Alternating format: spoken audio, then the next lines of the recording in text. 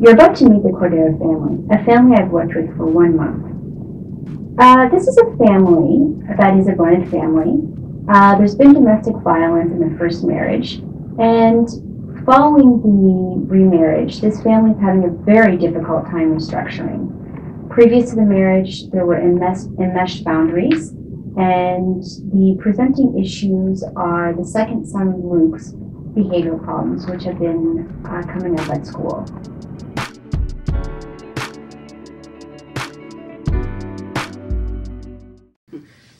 Welcome, everybody. How was everybody's week? I'm okay. Yeah, everything's okay. Everything's just going. Fine. Same old, same old. Fine. Well, Luke got into a fight with another boy at school last week. Oh dear. Can you tell me what happened? I don't want to talk about it.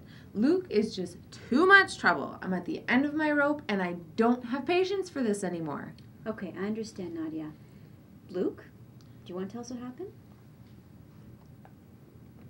Some boys piss me off. What'd they do to piss you off? They were just fucking with me, calling me names. Luke, if you can, try and tell us a bit more. You're calling me a fag because my brother is gay. Okay. Luke, I can really see how that would be upsetting. But there's no reason to ever fight someone, Luke. You disgrace us with this behavior. This is your family. And what would your grandfather say if he knew you were going around fighting with people? He'd be so disappointed. Well, he's not here and you weren't there, so shut up about it. Okay. So I'm sensing a lot of frustration, a lot of energy in this room right now, and it's particularly directed towards Luke. So why can't he just be a good boy? He used to be a good boy. Let's go back to what we were talking about last week. Remember, we talked a lot about the impacts of domestic violence on children, the kinds of ways that children can react in school and at home and recreate violence that they've seen in the home. So one thing we all agreed on last week is that Luke has been through a lot, and that actually you've all been through a lot. And we need to take this into consideration. I hear what you're saying, and I know it's true, but his behavior, Luke's behavior, still needs to change. And Paul goes to the same school, so I don't understand why he didn't do anything to stop his brother from fighting. Why didn't you stop him? So it's my responsibility to keep Luke out of trouble? I'm at school too. I have my own shit that I'm dealing with. Yes, but you know that your brother gets angry easily. You have to look out for him more. You're always saying that. Like you think I'm his father. Mom, don't you get it? I'm not his dad. What is David here for? Don't speak about David like that. Don't make this about David. He's doing his best. Stop blaming me then. No, You Luke, always say not to talk about him. Luke, Stop blaming me. Can we all calm down, please? You see, this is exactly what happens at home. Everyone gets upset, they go to their own rooms, and no one talks to each other. Nadia, I told you this would happen. So, yes, Anna, I think I do get a bit of a picture here. What I'm sensing is that the emotions are really intense right now. And, I see Luke really receiving a lot of frustration from the rest of the family. Luke, it actually sounds like you're being blamed for a lot of stuff here. And I have a question for you. Who do you think in your family understands what you're going through? Well, I guess, Paul, used to, he used to have my back, and then, before he, got so busy with all his friends and, stopped coming home. Well, Mom and Grandma don't want me to bring my friends around. No, it's just the one friend of yours, Tommy. Okay, can you tell Paul what it was like for you before he got busy with his friends? His name is Tommy. My friend's name is Tommy. Right, Paul. Sorry, thank you. So, Luke, can you tell Paul what it was like for you before he got busy with his friend Tommy? Well, like, you used to, like, help me with my homework, and we used to, like, play basketball together and, like, other sports together and stuff.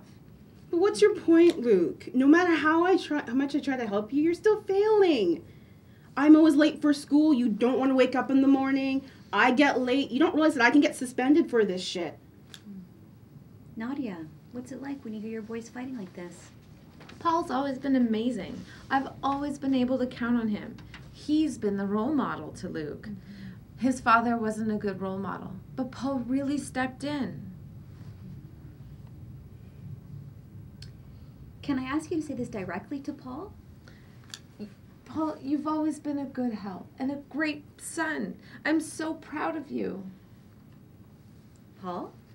Still never enough. Paul, can you tell your mom directly what you mean by that? Mom, no matter what I do, I feel like it's never going to be good enough. I try so hard, and it doesn't work out. But I need you. Luke needs you. This family needs But you. I need you. You're my mom. What about me? You're an adult. You're almost an adult. You're an adult in this family now. Nadia, when did your 16-year-old son become the father of your 14-year-old son? What do you mean? Yeah, no, my wife does her best. When did Paul become Luke's father? Whoa, whoa, whoa. That is sick. Look, Paul is not my dad. I wish I could do more, okay? Like, I try so hard, but I'm just so busy with my life in school. And I saw how much stress you're under, Mom, like when Dad left and stuff, and I try so hard, but like, I don't know what else to do. I always knew I was so lucky to have a son like you. Nadia, I hear you calling Paul your son, but it kind of seems like you rely on him as a co-parent. And David is your partner now. Well, hold on. That's not my role. I don't want to step on anyone's toes. Step on anyone's toes? You never even say shit. Like, in this session, like, you barely even said 2 words. Luke, you know what? That's a very, very good point. David, I'm going to ask you and Paul to switch seats, please.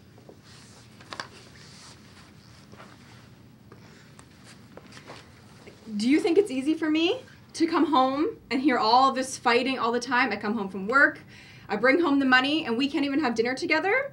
Like, Nadia, the boys don't even listen to you. Like, Paul is gay and you don't accept it, but you expect me to step in? Like, and when I do, when I try and step in, nobody listens to me. Good. David, tell her more. And remember when I told you to not let Luke join the basketball team until he got his marks up?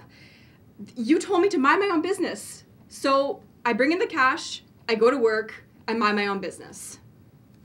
Nadia, what's it like for you to receive this? I see you crying. So now I'm a bad mom and I'm a bad wife.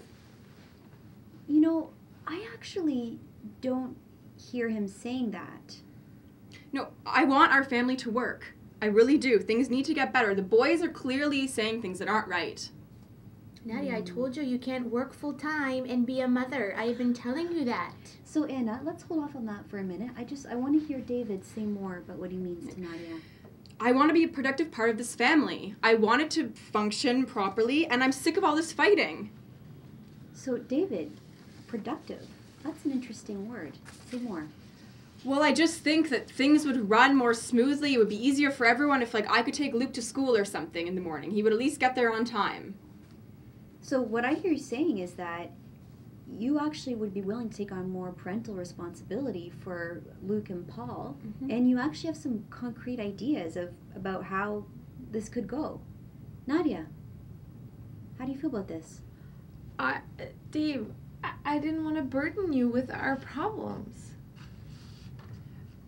Like, they're our problems as a family. Like, I joined this family. I want to be part of this family. They're my problems, too. I'm not a burden. That's right, Luke.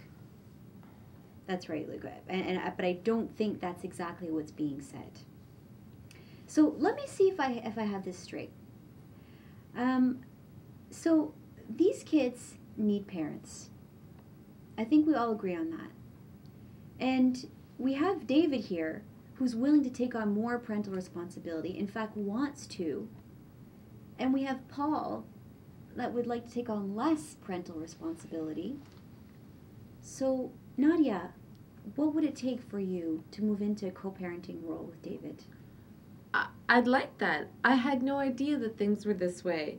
But if they are, I want to change. I actually want you to be more involved with the boys. I agree. The boys need a man in their life.